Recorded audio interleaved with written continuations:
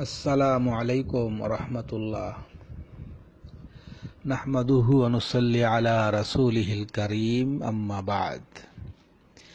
আল্লাহর এক বান্দি উল্লেখ করেছেন যে নামাজরত অবস্থায় মহিলা ঢাকা সম্পর্কে, পায়ের পাতা ঢাকা সম্পর্কে আপনি দুরকম কথা শুনেছেন। একদল উলামায়ে কেরাম বলেছেন যে নামাজে মহিলা তার পায়ের পাতা ঢেকে রাখবে, এটা জরুরি। আবার কোনো কোনো শায়েখ বলেছেন যে এটা জরুরি নয়। তাই আপনার জানার বিষয় হলো, যারা বলেছেন যে নামাজে মহিলা পায়ের পাতা ঢাকবে এটা জরুরি নয়, যদি আপনি এর উপরে আমল করেন তাহলে আপনার নামাজের কোনো ক্ষতি হবে কি না। জাযাকাল্লাহু খাইরান। গুরুত্বপূর্ণ একটি প্রশ্ন। নামাজের প্রশ্ন মানি হলো বেশি গুরুত্বপূর্ণ, কেননা নামাজ হলো অন্যান্য সকল আমলের মাপকাঠি। নামাজ সঠিক হলেই অন্যান্য সকল আমলের বিনিময় পাওয়া যাবে, অন্যথা সকল আমল গ্রহণযোগ্য হবে না। তাই নামাজ সম্পর্কে সতর্কতা অবলম্বন করা এটা জরুরি। তাই আপনি একটি বিষয়ে দুরকম কথা শুনেছেন, তাই জানতে চেয়েছেন আপনি কোনটা গ্রহণ করবেন বা কোনটা বেশি শক্তিশালী। এটাই হচ্ছে আপনার জানার উদ্দেশ্য, জানার বিষয়। এ মর্মে বলবো যে আমরা আমাদের সকলের জন্যই একটি বিষয় খেয়াল করব, যে যদি কোনো মাসআলাতে ইখতিলাফ হয়, কোনো বিষয়ে ইখতিলাফ হয়, দুটি মতামত পাওয়া যায়, সেক্ষেত্রে আমরা ইনশাআল্লাহ অবশ্যই ওইটা গ্রহণ করব যেটা নিরাপদ। আর নিরাপদটা গ্রহণ করলেই আমরা ইনশাআল্লাহ ইখতিলাফ থেকে বেরিয়ে আসতে পারবো। যেমন আপনি শুনেছেন যে একদল উলামায়ে কেরাম বলেছেন যে মহিলা নামাজে তার পায়ের পাতা ঢেকে রাখবে, এটা জরুরি। আরেক দল বলেছেন যে এটা জরুরি নয়। বিষয়টি খেয়াল করবেন, যারা বলেছেন যে মহিলা তা নামাজে তাদের পায়ের পাতা ঢেকে রাখবে এটা জরুরি, তা না হলে তার নামাজ হবে না। এখানে একটি বড় শক্ত কথা যে নামাজ হবে না। আর যাহারা বলেছেন যে পায়ের পাতা ঢেকে রাখা জরুরি নয়, তারা কিন্তু এমন কথা বলেননি যে পায়ের পাতা ঢেকে নিলে নামাজ হবে না। এমন কথা কোনো আলেম বলেননি, আর বলার অধিকারও রাখেন না।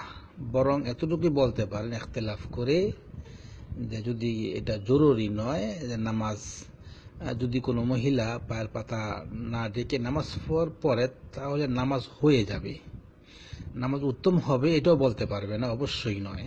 বরং আলেমদের বক্তব্য এটাই হবে যে পায়ের পাতা ঢেকে নেওয়াটা হচ্ছে উত্তম, নিরাপদ। তবে যদি কোনো মহিলা না ঢেকে নামাজ পড়ে, নামাজটা হয়ে যাবে, উত্তম হবে, এটা বলার ক্ষমতা নেই বা বলেন না উলামায়ে কেরাম। তাই বলবো যে এক্ষেত্রে নিরাপদ হলো যে একদল উলামায়ে কেরাম বলেছেন যে মহিলা নামাজে তার পায়ের পাতা ঢেকে নেবে, এটা জরুরি, তা না হলে নামাজ হবে না। তাই এটাই হচ্ছে নিরাপদ, যে একজন মহিলা নামাজ পড়বে, সে পায়ের পাতা ঢেকে নেবে, এতে সে চলে গেল নিরাপদে, যেখানে কোনো প্রশ্ন আর লাগবে না, যেখানে কোনো ভয় নেই। এবং এই নিরাপদটা গ্রহণ করলে আর ইখতিলাফ থাকবে না। অর্থাৎ কেউ আপনাকে বলতে পারবে না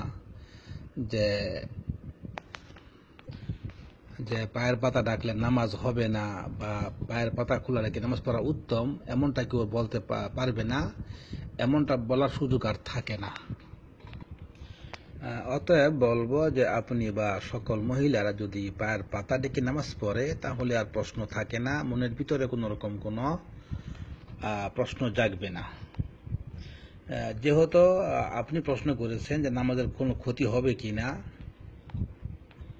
এতেই বোঝা যায় যে দ্বিতীয় যে মতামতটা রয়েছে সেটা নিরাপদ নয় বা একেবারে উত্তম নয়, একেবারে শক্তিশালী নয়। শক্তিশালী ওইটাই নিরাপদ, যেখানে কেউ কোনো প্রশ্ন করতে পারবে না। আর এবার আমি আরো বলবো যে মহিলাদের পায়ের পাতা এটা তাদের সতরের অন্তর্ভুক্ত। অতএব একজন মহিলা হোক একজন পুরুষ হোক, যখন নামাজে দাঁড়ায় তখন সে মহান প্রভুর সঙ্গে মুনাজাত করে, গোপনে গোপনে কথা বলে, তাই এই সময় তার অবস্থাটা পুরুষ হোক বা মহিলা হোক সে থাকবে সুসজ্জিত এবং সে সতর্ক পরিপূর্ণ ডেকে নিবে, আদবের সহকারে আল্লাহর সামনে দাঁড়াবে। এটাই হচ্ছে হক, এটাই হচ্ছে শুভনীয়, এটাই হচ্ছে সুন্দর। মহিলাদের পা ঢাকা সম্পর্কে একটি হাদিস শুনিয়ে দেই, আশা করি আপনার বিষয়টা বুঝে আসবে যে কোনটা আসলে উত্তম।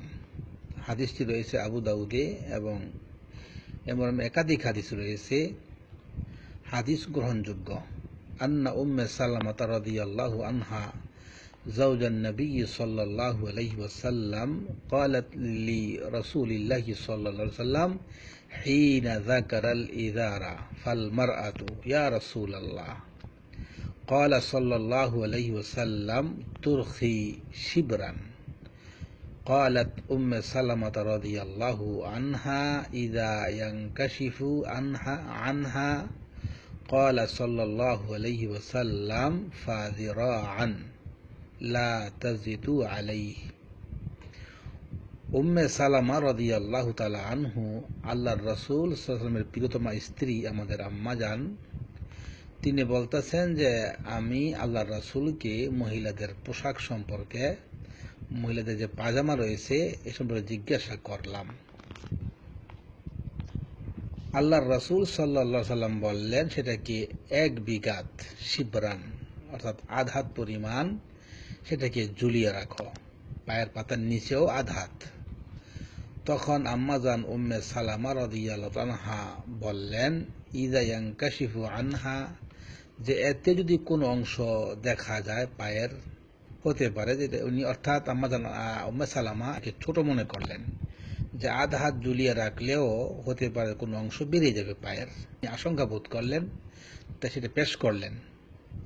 এবং এটা বলার পরে আল্লাহর রাসূল সাল্লাল্লাহু আলাইহি সাল্লাম বললেন ফাযিরাআন, তাহলে 1 হাত ঝুলিয়ে নাও, লা তাজিদু আলাইহি, এর থেকে বেশি করিও না। অর্থাৎ পর্দার জন্য মহিলা যে পোশাক পরবে সেটা পায়ের পাতা থেকে 1 হাত পর্যন্ত অনুমতি রয়েছে ঝুলিয়ে রাখার জন্য, যাতে করে কোনো ক্রমে সেটা প্রকাশ না পায়, যেখানে পর্দা করা দরকার সেখানে। এবং বলবো যে এর বাস্তব উদাহরণ সৌদি আরবে দেখা যায়, যেগুলো ভালো ফ্যামিলি, আল্লাহবিরু ফ্যামিলি রয়েছে, তারা এখনো বোরকা পরে, যেগুলো তাদের বোরকা মাটিতে ছেঁচড়িয়ে যায়। অতএব এই হাদিস থেকে বোঝা যায় যে মহিলাদের পায়ের পাতা ডেকে রাখা কতটা জরুরি, এই হাদিস থেকে তা স্পষ্ট বোঝা যায়। অতএব তার এই অবস্থাটা নামাজ যখন পড়বে তখন থাকবে, এটাই সুন্দর, এটাই হচ্ছে উচিত। তাই বলবো যে সকল উলামায়ে কেরাম বলেছেন যে পায়ের পাতা ডেকে রাখা জরুরি, এটাই গ্রহণ করুন, এতে কোনো অন্তরে প্রশ্ন থাকবে না, মনে খটকা থাকবে না এবং সেটাই নিরাপদ। আশা করি বুঝতে পেরেছেন। আল্লাহ রাব্বুল আলামিন আমাদেরকে আরো বেশি জানার এবং মানার তৌফিক দান করুন। আল্লাহুম্মা